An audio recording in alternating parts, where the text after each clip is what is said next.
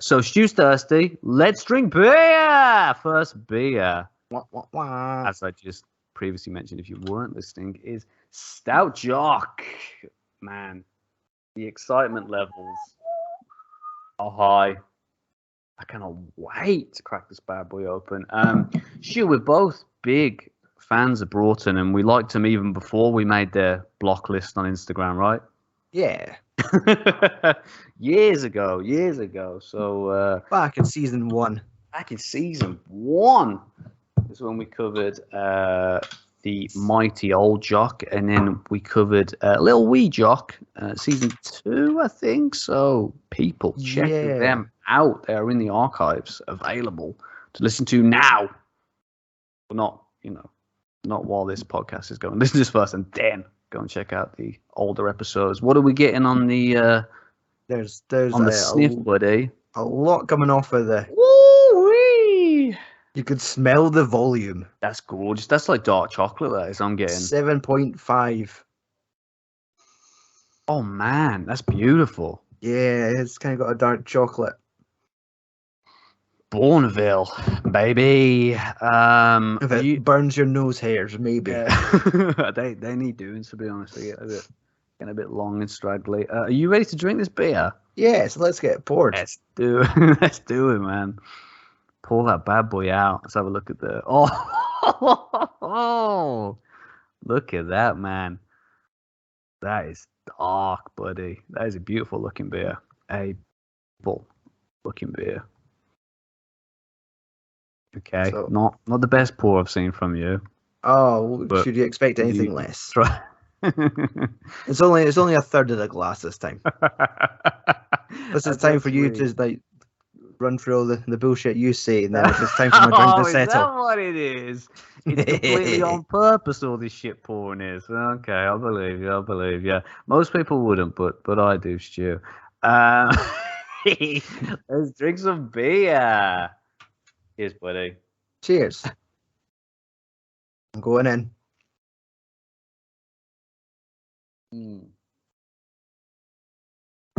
Delicious. Delicious.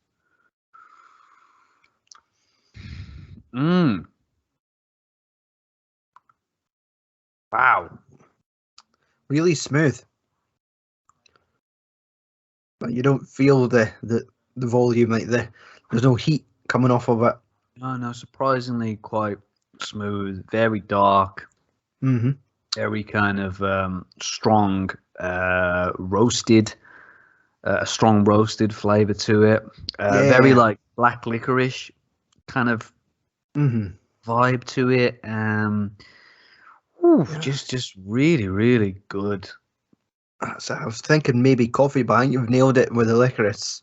Yes, it's not as coffee-y, if that's a word, as some stouts.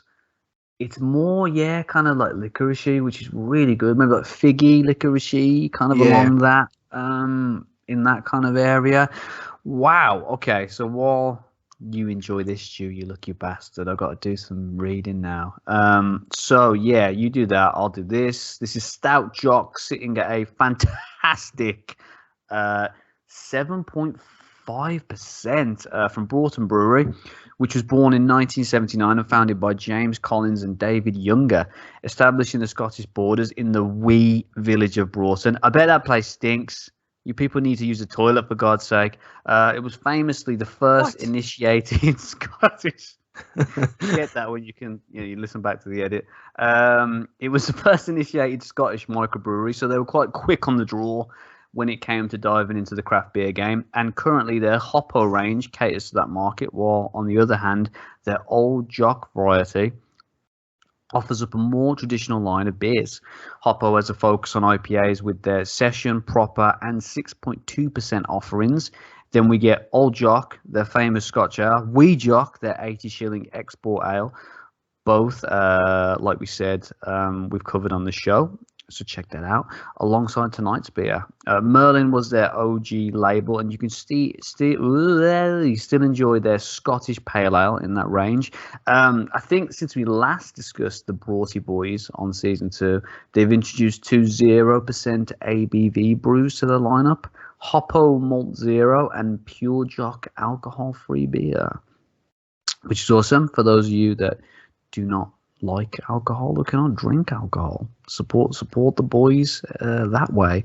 Right, we're going to carry on the Broughton loving, but I hate to break it to you guys, we're not exclusive. This is an open relationship, and I've been seeing Mr. Black and Mr. Foamy from over the road as well.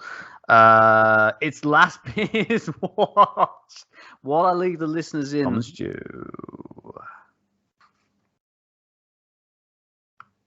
Is that good? Does that get better? Does it get slicker? Streamlined? Yeah, we'll sort it out next season.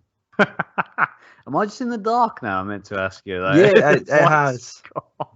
It's just your face that's lit. So we'll go with. I like this vibe. We'll go with this vibe for the rest of the show.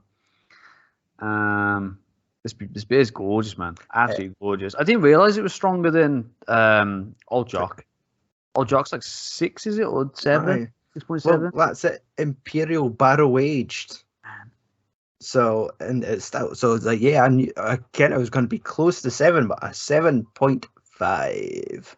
Man, amazing. The chocolate's really coming through on it, which is quite nice for a stout. But no, there's no like coffee or the things that you normally expect with a stout.